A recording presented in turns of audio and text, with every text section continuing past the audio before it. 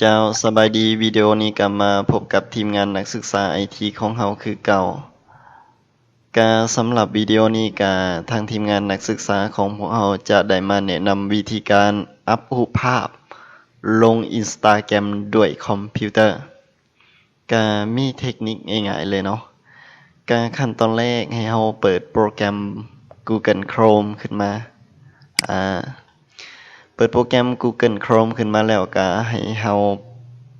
ไปเว็บ instagram.com การล็อกอินบัญชี Instagram ของเฮาเข้าไปแล้วเรียบร้อยก็คือบัญชี Instagram ของข้าพเจ้าเนาะล็อกอินเข้าแล้วเรียบร้อยขั้นตอนต่อไปก็คือมันบ่มีให้อัพเนาะในนี้และขั้นตอนต่อไปเฮาสิอัพได้แนวใด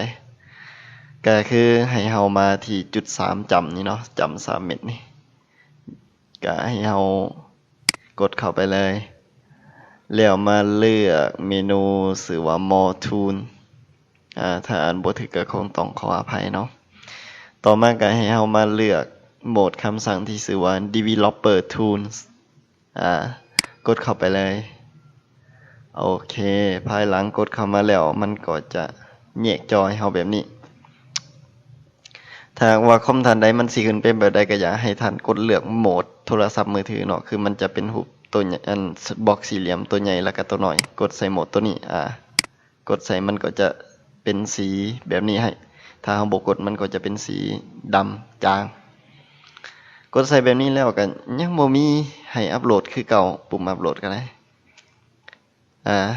บัดนี้เฮาลองรีเฟรชเบิ่งโอเค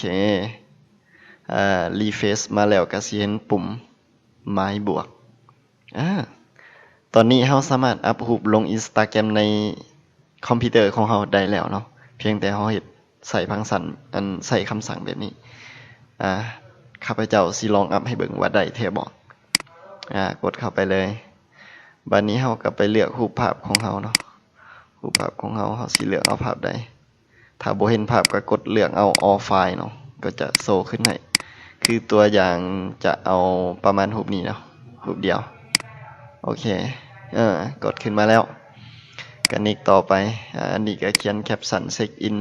แท็กหมู่ก็ได้เนาะแต่สิลองเขียนประมาณนี้CTV CCTV โอเคบัดนี้เฮาก็กดแชร์ถือว่าสำเร็จเนาะสำหรับวิธีการอัปรูปลงใน Instagram ถึงคอมพิวเตอร์ PC หรือว่าโน้ตบุ๊กก็เฮ็ดคือกันแบบนี้สำหรับตัวนี้เฮาก็ปิดทิ่มไปถ้าเฮาบ่อยากอัปมันก็เป็นหน้าเว็บธรรมดาคือที่ผ่านมาสำหรับวิดีโอนี้ก็ขอจบเพียงเท่านี้เนาะถ้าหากว่าท่านใดมีจุดของคาใจบ่อนใดก็สามารถคอมเมนต์ได้อยู่ใต้คลิปวิดีโอ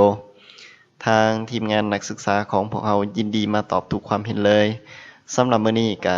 คงต้องจบเพียงเท่านี้เนาะก็อย่าลืมฝากกดติดตามกดไลค์กดแชร์เพื่อเป็นกำลังใจให้แก่ทางทีมงานนักศึกษา IT ของพวกเราสำหรับมื้อนี้ขอกล่าวคำว่าสบายดี